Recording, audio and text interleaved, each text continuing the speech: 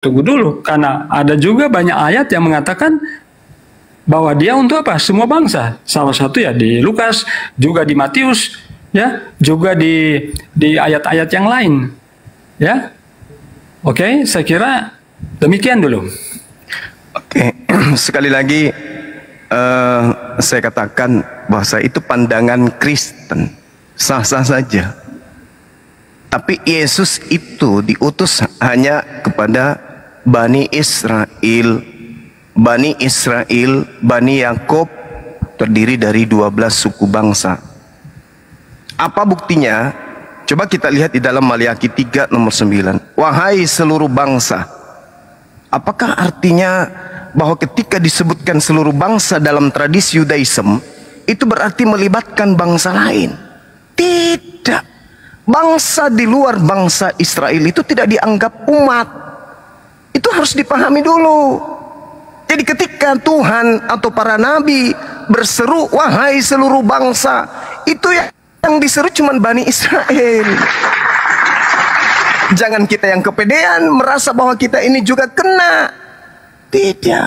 Maliaki 3 nomor 9. Kamu telah kena kutuk, tetapi kamu masih menipu aku. Ya, kamu seluruh bangsa. Nah, apa berarti kita juga terlibat? Bukan. Kita nggak boleh kemudian mengambil serampangan kitabnya orang, konsep agama orang, lantas kita imani sesuai dengan doktrin dan dogma. Sekali-sekali kita bertamasya untuk menggunakan akal sehat. 2 Raja-Raja 17:41.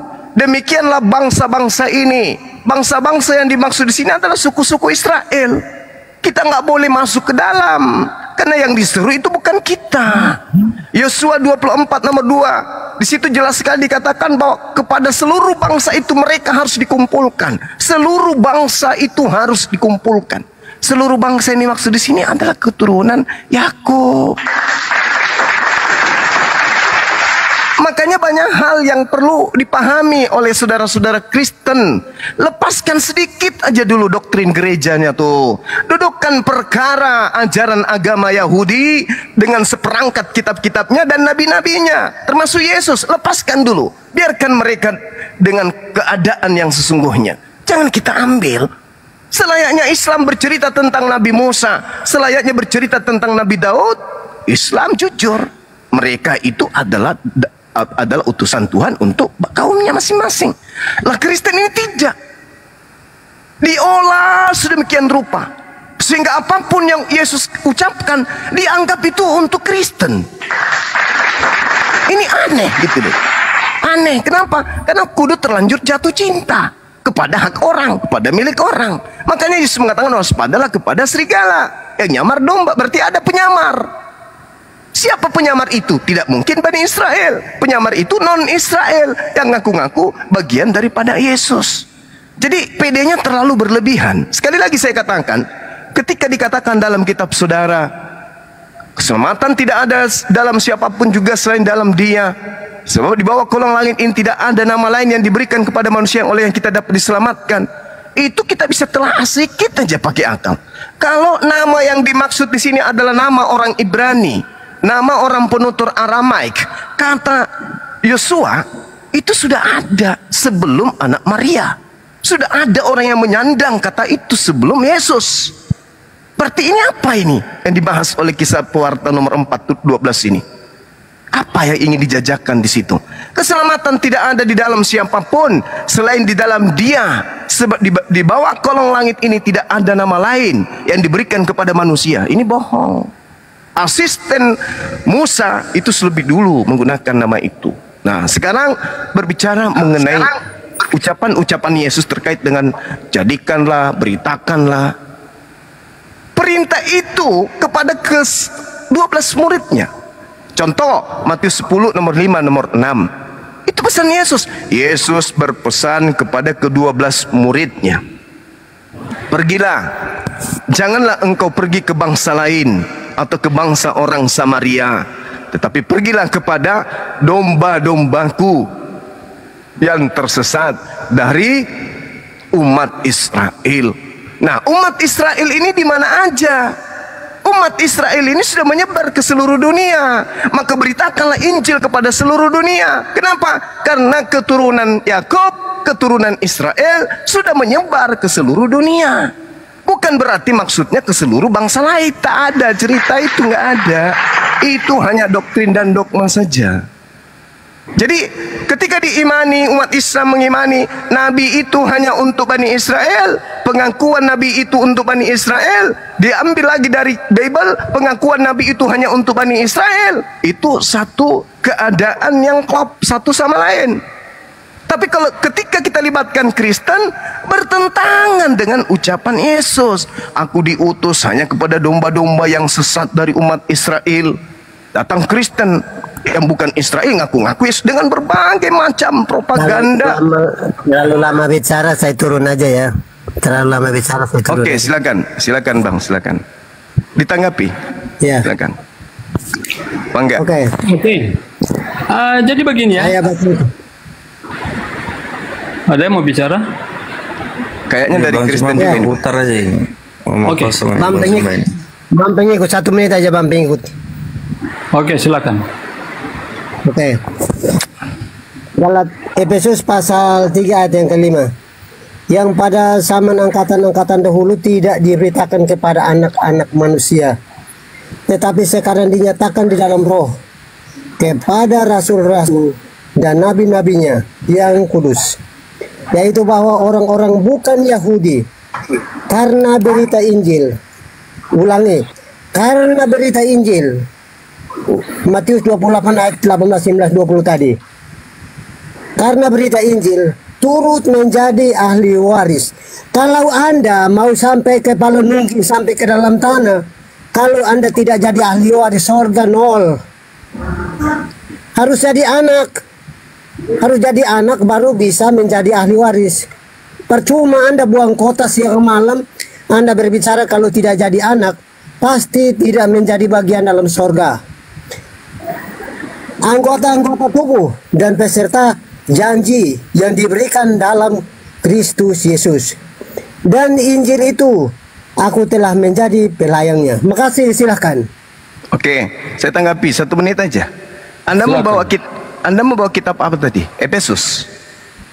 Efesus pasal 3 ayat 5. Oke. Sekedar Anda tahu dan tolong dicatat. Efesus itu ditulis oleh Paulus untuk orang-orang kudus di Efesus, penyembah dewa Yunani, yaitu dewa Artemis. Baca baik-baik kitab Efesus itu. Itu bukan untuk Anda. Siapa bilang Efesus itu untuk Anda? Itu surat pribadi Paulus untuk jemaat yang ada di Efesus yang tadinya penyembah dewa. Anda kok merasa itu baru surat Efesus? Sekarang pengakuan Yesusnya bahwa dia diutus untuk Anda itu di mana? Ada? Bisa Anda tunjukkan? Jadi jangankan Yesus, Paulus aja yang menulis surat untuk Efesus, untuk orang-orang yang ada di Efesus, penyembah dewa Yunani, dewa Artemis. Anda klaim, apalagi ajaran Yesus. Nah sekarang permasalahannya, di mana Yesus mengatakan aku diutus untuk seluruh bangsa-bangsa di luar Yahudi? Ada? Nggak ada. Aku diutus hanya kepada domba-domba yang sesat dari umat Israel. Sejauh kita belajar, di luar 12 suku anak Yakub itu tak ada suku lain, tak ada bangsa lain. Gitu Bang. Jadi belajar itu harus pakai akal. Silakan. Makasih Pak Suma, makasih juga Bang Bingeko. Nora, terima kasih Bu Nora, saya udah dinaikkan, makasih ya. Dah. Oke, saya mau tanggapi dulu ya. Jadi berbicara tentang bangsa-bangsa itu memang bukan cuma menyangkut suku-suku. Kita mungkin Anda belum baca di waktu Raja Daud memerangi ya bangsa-bangsa di sekitar, dan juga Raja Yosafat memerangi bangsa-bangsa di sekitar. Itu adalah bangsa-bangsa di luar Israel. Jadi bukan cuma bilang oh semua bangsa itu cuma suku-suku. Oh, itu sudah terdiri dari bangsa-bangsa yang lain juga. Yang bangsa-bangsa kafir yang diperangi oleh apa? Oleh mulai dari sebelum Raja Daud itu ya.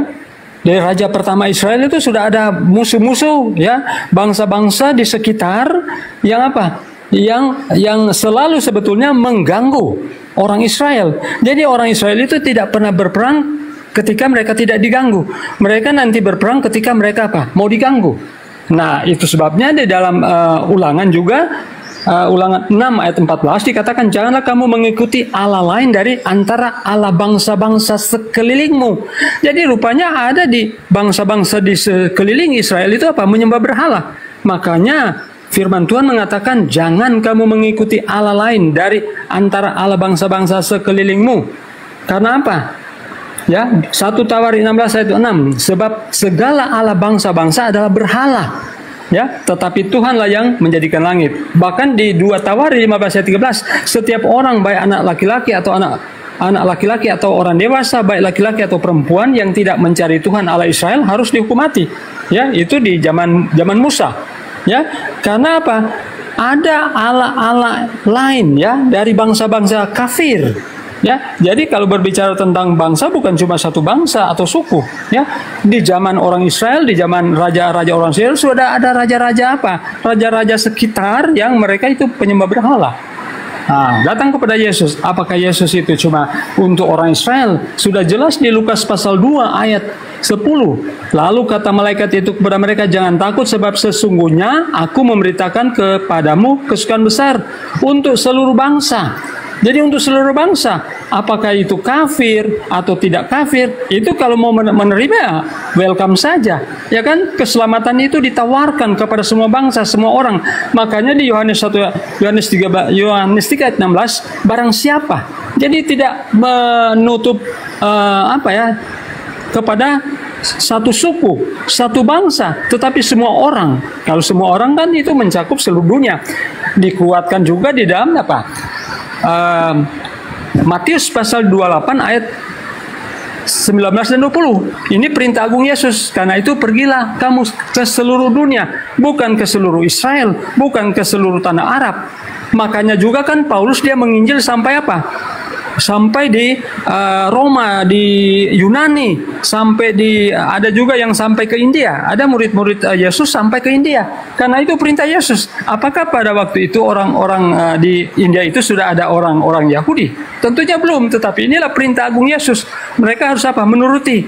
Pergilah kamu ke seluruh dunia dan jadikan semua bangsa.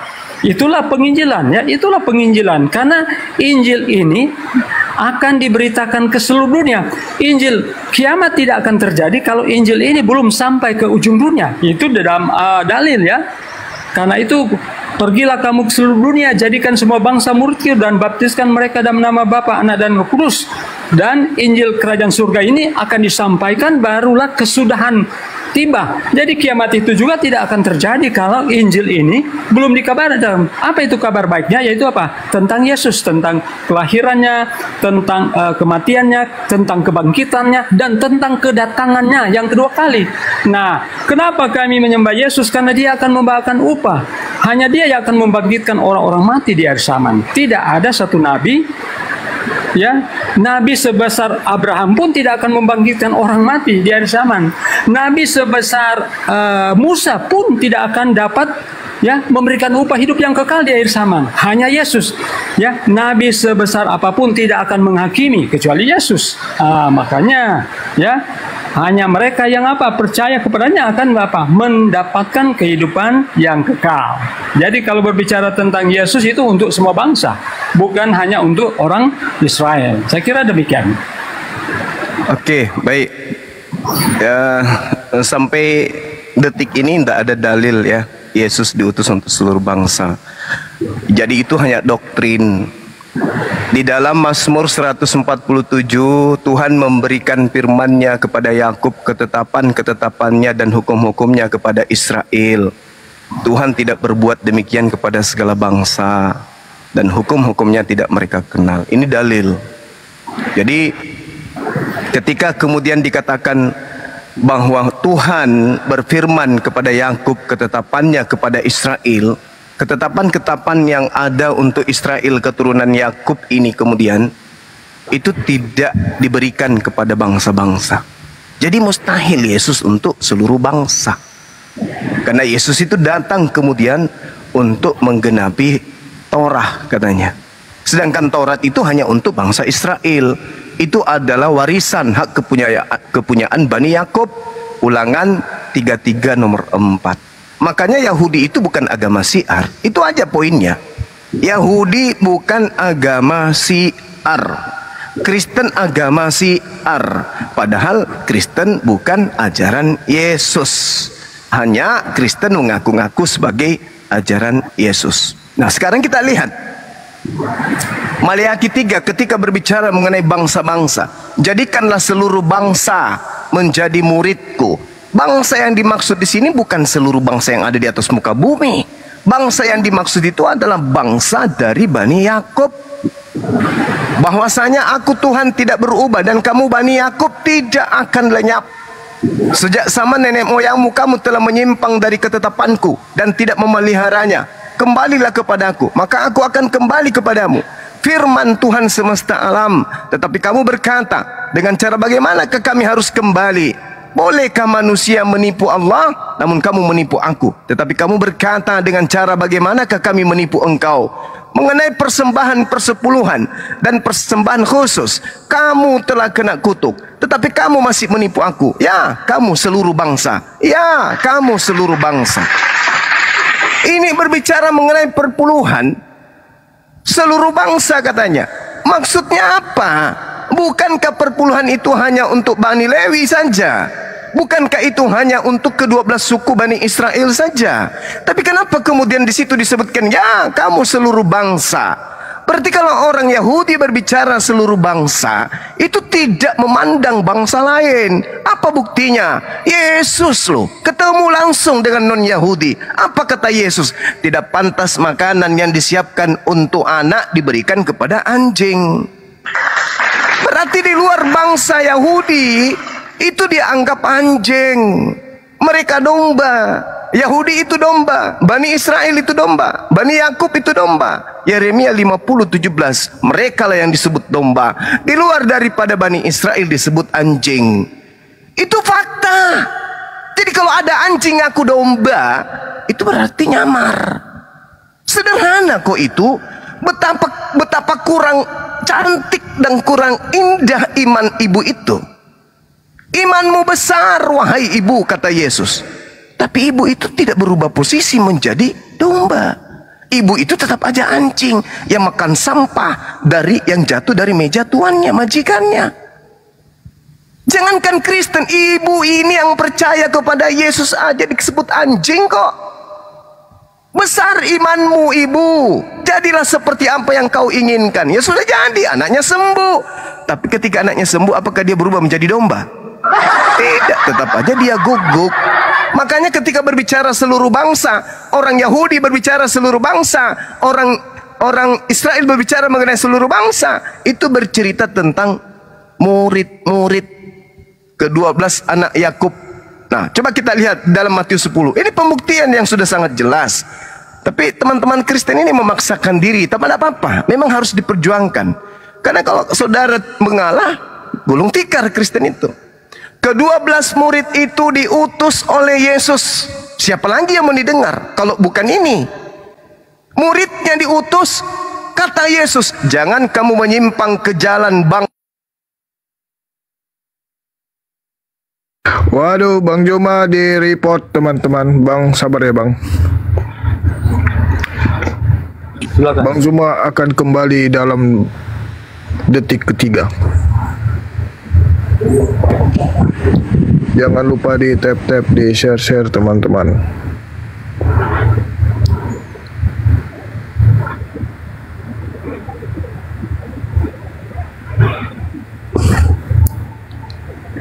Itu kali itu dia Bang Joma mengulang-ulang kata anjrit. Oh, oke. Bang Zuma sudah hadir sebelum detik ketiga. Sudah bangkit kembali. Bang, jangan ulang-ulang kata anjrit, Bang. Nggak ada ngaruhnya. Dari tadi malam nggak pernah aku sebut anjing juga 4 akunku. Memang saya jadi incaran. Jadi Yesus mengatakan Matius 10 nomor 5 sampai nomor 6, janganlah kamu menyimpang ke jalan bangsa lain. atau masuk ke dalam kota Samaria, melainkan pergilah kepada domba-domba yang hilang dari umat Israel. Ini pesan Yesus. Tak mungkin kemudian muridnya berkhianat. Tidak mungkin. Makanya Paulus ketika mengatakan dirinya sebagai rasul, ya dia jujur, aku rasul yang diutus untuk orang-orang yang tidak bersunat. Galatia 1 nomor 15, Galatia 2 nomor 8. Artinya bahwasanya pesan Yesus ini, kalaupun dia dikhususkan kemudian untuk ke bangsa lain, maka Yesus akan menyiapkan hukum-hukum untuk bangsa lain itu yang mana aja. Tapi kan faktanya tidak. Ibadah minggu, makan babi, tidak bersunat, dan seterusnya dan seterusnya. Itu bukan prosesi ibadah yang Yesus siapkan untuk orang-orang di luar Yahudi, enggak. Karena ajaran Yesus itu hanya Taurat, hanya kitab Tanak. Maka Yesus itu tidak membutuhkan kemudian perangkat-perangkat pengajaran dalam hal ketuhanan, dalam hal ibadah, dalam hal dan seterusnya dan seterusnya. Tetapi Yesus hanya untuk kepada Bani Israel, mengajak Bani Israel kembali kepada hukum Taurat. Makanya di dalam Matius 5 dia katakan, barang siapa yang meniadakan hukum Taurat meskipun yang paling terkecil, lalu mengajarkan kepada bangsa lain, orang lain, maka dia akan menempati neraka alias tempat terendah di dalam kerajaan langit. Barang siapa yang melakukan kebalikannya, mempelajari Taurat lalu mengajarkan kepada orang lain, dia akan menempati tempat tertinggi di kerajaan langit alias surga. Nah, lalu Yesus juga mengatakan begini, bahwasanya masih banyak hal yang ingin aku ajarkan, tapi kamu belum sanggup untuk menanggungnya. Artinya Yesus ini memahami dengan pasti bahwasanya masih ada ajaran Tuhan yang akan diajarkan, tetapi itu adalah kesinambungan dari ajaran yang dia bawa. Bukan perbedaan, bukan melangkah kepada pengajaran yang justru bertentangan dengan ajaran daripada nabi-nabi yang ada kepada Bani Israel. Nah, saya kira begitu, Bung. Artinya ketika Yesus mengatakan, pergilah, ya, jadikanlah segala bangsa muridku. Segala bangsa yang dimaksud di situ adalah ke-12 suku dari anak Yakub yang masih dan belum menerima Yesus sebagai Mesias, bukan kepada orang-orang di luar 12 suku Bani Yakub. Demikian. Oke, Bang, aku ada pantun dikit supaya nggak ripot-ripot ini TikTok ya kan. Bang Luhut jualan kardus, abu gosok ditelan kutu. Bang pengikut jalan lurus, besok ganti nama jadi pengikut jalan buntu. Oke, next, silakan Bang. Saya sudah buktikan bahwa Yesus itu bukan hanya satu bangsa saja, bangsa Israel. Kalau Anda mau katakan 12 suku, itu suku Israel juga, ya. Jadi mereka itu bukan termasuk bangsa-bangsa, mereka satu bangsa, tapi terdiri dari 12 suku. Dan Yesus itu bukan cuma 12 suku, tetapi untuk semua bangsa. Makanya dia akan datangkan bukan cuma menghakimi orang-orang Israel, orang Muslim, orang Katolik, ya, orang siapapun akan dihakimi oleh Yesus, ya. Jadi bukan cuma akan menghakimi 12 suku. Ya, memang 12 suku itu kan mewakili. Memang mereka itu adalah umat istimewa. Ya, itu tidak bisa disangkal, ya. Itu memang tidak bisa disangkal.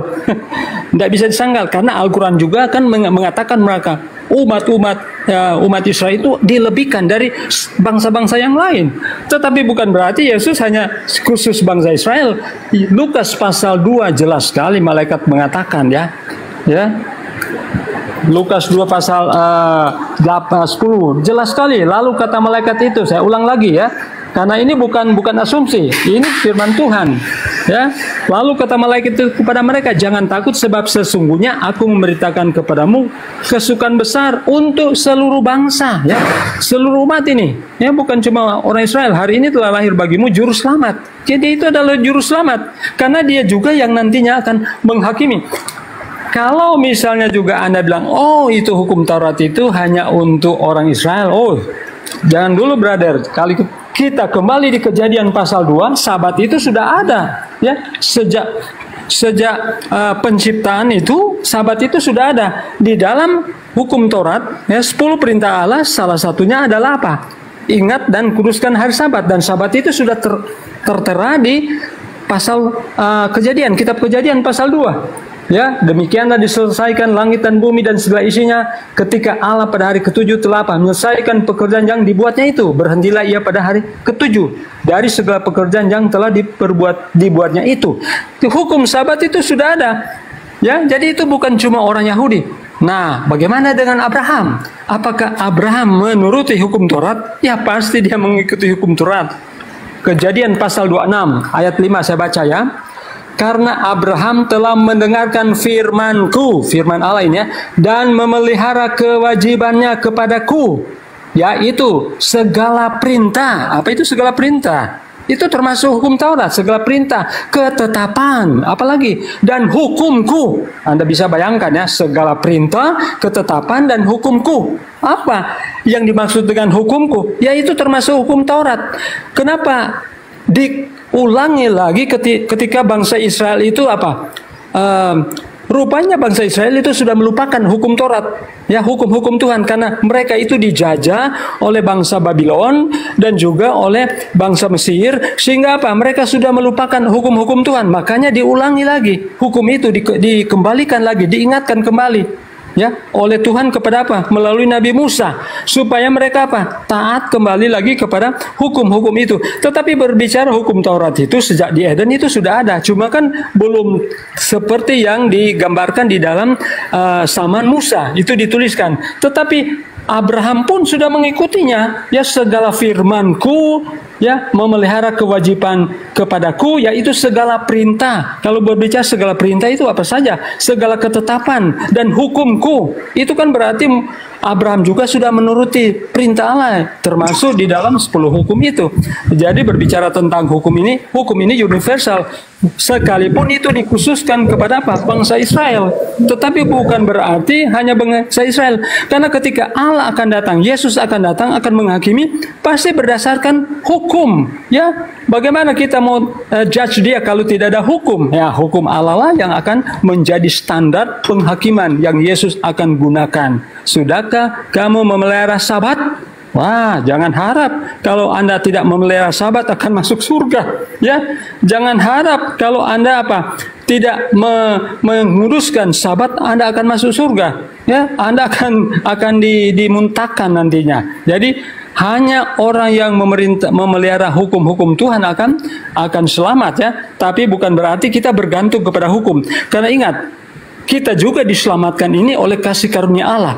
Oleh iman kita kepada Yesus. Ketika kita sudah diselamatkan, maka dengan sendirinya kita akan menuruti akan perintah-perintah Tuhan. Jangan makan babi. Saya tidak makan babi. Ya, ingat dan kuduskan hari Sabat. Yesus kebiasaannya pergi ke sinagog pada hari Sabat. Kami orang Kristen Advent juga tiap Sabat apa? Pergi. Ya, kemudian mengembalikan milik Tuhan, persepuluhan.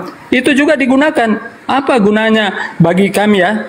Itu persepuluhan itu digunakan itu ada untuk pendidikan, ada untuk membangun rumah sakit, ada untuk membangun gereja, ada untuk apa? Sosial, untuk membantu orang-orang yang memerlukan bantuan. Itu termasuk di dalam perpuluhan. Kalau kami sebagai orang Kristen Advent, ya. Jadi semuanya itu sudah diatur. Ada itu juga bisa apa? Digaji kepada orang-orang yang memerlukan. Seperti guru. Kalau di yayasan itu guru itu dibayar juga oleh sebagian dari persepuluhan. Karena itu memang sudah diposkan, sudah diatur sedemikian rupa agar uang itu tidak apa digunakan untuk apa? Untuk kepelesiran, tetapi untuk penginjilan, untuk bangun gereja, bangun sekolah, rumah sakit, universitas. Makanya coba Anda tanyakan, ya, di Advent itu ada rumah sakit, ada universitas, ada sekolah-sekolah. Itu semua apa? Diambil dari apa? Persepuluhan itu. Jadi bukan digunakan oleh pendeta. Ya. Jadi jangan salah paham kalau kami di Kristen Advent. Jadi saya kira demikian, brother. Oke. Baik. Jadi apapun bisa ditiru, apapun bisa diamalkan, apapun bisa dipraktekkan kemudian. Tapi sifatnya ya hukum untuk agama orang, untuk kaum tertentu gitu ya. Silakan aja. Nah, sekarang tolak ukurnya sederhananya kemudian adalah tidak ada pengakuan Yesus. Itu dulu. Kalau saudara tadi mengatakan bahwasanya di dalam Lukas 2 nomor 10, lalu kata malaikat itu kepada mereka, jangan takut, sebab sesungguhnya aku memberitakan kepadamu kesukaan besar untuk seluruh bangsa. Seluruh bangsa yang dimaksud ini kembali lagi kepada apa yang menjadi tradisi Yudaism. Sekali lagi saya katakan, kalau berbicara mengenai Yudaism, ajaran Yudaism itu, ajaran nabi-nabi Yudaism itu bukan untuk bangsa lain. Jadi kalau bercerita tentang bangsa, seluruh bangsa artinya seluruh bangsa dari anak Yakub. Contoh, perpuluhan. Apakah itu untuk seluruh bangsa? Tidak. Perpuluhan itu hanya untuk bangsa Lewi saja. Mengenai bangsa Lewi, sesungguhnya aku berikan kepada mereka segala persembahan perpuluhan di antara orang Israel sebagai milik pusakanya untuk membalas pekerjaan yang dilakukan mereka, pekerjaan pada kemah pertemuan. Ini bukan untuk Advent. Advent ini penumpang gelap yang mengambil hukum Tuhan yang diperuntukkan untuk bangsa Lewi. Mereka ambil pandai-pandaian. Itu terkait dengan politik, ekonomi namanya. Nah, sekarang ketika dikatakan seluruh bangsa, orang Kristen memahaminya itu untuk seluruh manusia. Tapi orang Yahudi memahaminya untuk mereka saja. Sekarang umat Islam harus percaya kepada Yahudi atau percaya kepada orang Kristen yang bukan siapa-siapa dari pengajaran orang Yahudi. Itu dulu poinnya. Lukas 2 nomor 10. Lalu kata malaikat itu kepada mereka, jangan takut, sebab sesungguhnya aku memberitakan kepada kesukaran besar untuk seluruh bangsa. Kalau pemahaman Kristen itu betul terhadap dalil ini, berarti Yesus salah. Karena lebih dulu malaikat berkata di dalam tulisan Lukas, meski Lukas ini entah dari mana dia dapat tulisan ini, ya. Lukas lebih dulu menceritakan tentang malaikat yang mengaku Yesus untuk seluruh bangsa. Kalau ini betul untuk seluruh bangsa atau seluruh manusia, berarti Yesus salah. Karena Yesus berikutnya setelah dia dewasa, usia 30 tahun ke atas, Yesus berkata, sesungguhnya aku diutus hanya kepada domba yang sesat dari umat Israel. Loh, kenapa bisa berbeda dengan Lukas 2 nomor 10 perkataan malaikat ini? Kenapa bisa berbeda? Yang membuat berbeda adalah doktrin Kristen.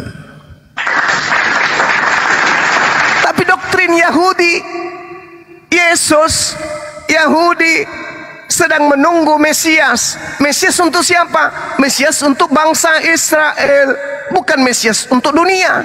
Enggak ada itu. Mesias yang ditunggu oleh orang Yahudi adalah Mesias untuk mereka tok, bukan untuk dunia. Itu dipahami dulu. Sehingga ketika dikatakan jangan takut sebab sesungguhnya aku memberitakan kepadamu kesukaran besar untuk seluruh bangsa.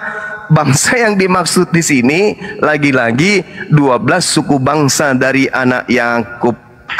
Tapi Kristen sah-sah saja. Oh tidak Bang Suma, itu untuk kami, ya silakan dari talu sampai di kubur Anda iman itu boleh, silakan. Tapi ingat, Yesus berkata di dalam Yohanes 12:48. Ini ucapan Yesus. Bahaya ini kalau tidak diimani ini. Karena di dalam Al-Quran juga ada ucapan yang sama seperti ini. Di dalam Al-Quran surah Al-Ma'idah ayat 116 sampai 117. Barang siapa menolak aku dan tidak menerima perkataanku, dia sudah ada hakimnya. Siapa hakimnya di situ? Firman yang telah kukatakan. Firman itulah yang akan menjadi hakimnya pada akhir zaman. Firman yang Yesus katakan itu adalah, aku diutus hanya kepada domba yang sesat dari umat Israel. Mana firman yang Yesus pernah ucapkan, aku diutus untuk seluruh umat manusia? Jadi orang-orang di luar umat Israel ya tidak nyambung, tidak akan masuk dalam penghakiman ini. Bahkan pengusiran yang dia dapatkan. Yesus nanti akan menghakimi. Muncul dua kelompok. Yang satu Bani Israel, muncul Bani Kristen, muncul juga mereka kemudian. Yesus berkata, iki siapa? Hei bos, bukankah kami telah bernubuat pakai namamu, bermujizat pakai namamu, mengusir setan pakai namamu? Kok kami enggak diakui? Apa kata Yesus? Aku tidak mengenal kalian. Enyahlah daripadaku, kalian semua adalah pembuat kejahatan. Kenapa orang Kristen ini dianggap pembuat kejahatan? Karena nyamar-nyamar sebagai pengikut, padahal tidak melakukan kehendak Bapa. Kehendak Bapa itu apa? Kehendak Bapa, hukum Taurat hanya diberikan kepada Bani Israel. Kehendak Bapa, jangan kau membunuh orang yang tidak bersalah, jangan kau bunuh orang yang tidak berdosa. Kristen datang, Yesus itu dibunuh untuk dosa-dosa mereka. Apakah ada Bapa memberikan kehendaknya seperti itu? Wahai manusia, inilah anakku yang kukasihi, jadikanlah mereka tumbal untuk dosa-dosamu. Oh tidak, anak dikasihi jangan dibunuh. Keluaran 23 itu, jangan kau membunuh orang yang tidak bersalah. Itu perintah Bapa, kehendak Bapa. Kehendak Bapaknya jangan kau membunuh Yesus. Kehendak Bapaknya jangan kau bunuh anakku. Tapi orang Kristen menganggil Yesus Tuhan, bernubuat, bermujizat, dan seterusnya dan seterusnya. Tapi melanggar kehendak Bapa. Kehendak Bapa itu jangan kau membunuh Yesus. Itu kehendak Bapa. Amsal 6 nomor 16. 6 perkara yang dibenci oleh Tuhan, bahkan 7 kekejian di dalam hatinya. Salah satunya adalah orang yang menumpahkan darah orang yang tidak bersalah. Nah, Kristen justru hidup di situ. Akibat pembunuhan terhadap orang yang bersalah, Kristen kemudian berjaya. Siapa yang tepuk tangan? Tuhan atau iblis? Tuhan yang nggak mau. Itu kekejian bagi saya, kata Tuhan. Pembunuhan terhadap anak saya yang kukasihi itu, yang mengajarkan kebenaran itu, yang adalah hidup itu menuju kepada saya, itu tidak boleh kau bunuh. Gak boleh, itu kemurkaan. Kejadian Keluaran 23 nomor 7 nomor 8. Di situ Tuhan sangat-sangat murka. Kemudian, jangan kau membunuh orang yang tidak bersalah. Jangan kau membunuh orang yang benar, orang yang tidak akan membenarkan orang yang bersalah. Berarti Tuhan tidak akan pernah melegalkan pembunuhan terhadap Yesus dengan konsep untuk menyelamatkan orang-orang yang memiliki dosa. Tidak mungkin.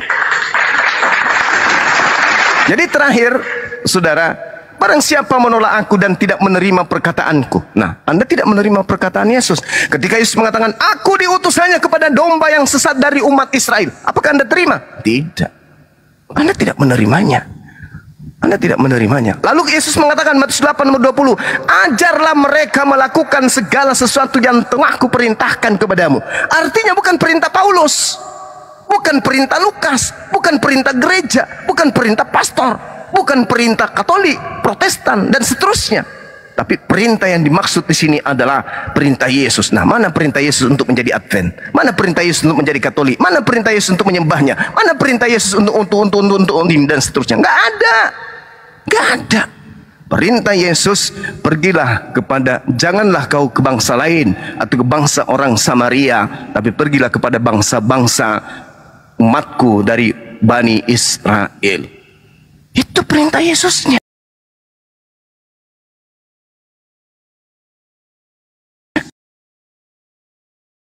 Akhir zaman. Makanya saudara, di dalam Matius 7 nomor 22 sampai 23, orang-orang Kristen sekte apapun yang berasal dari batang pengajaran nabi palsu, itu semuanya diusir.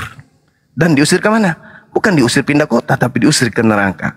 Saya kira begitu, saudara Pera. Silakan. Assalamualaikum Bang. Boleh ngobrol sebentar Bang? Ya. Nah, izin nih Bang, bagi yang fanatik agama Kristen, ya kan? Cuman mau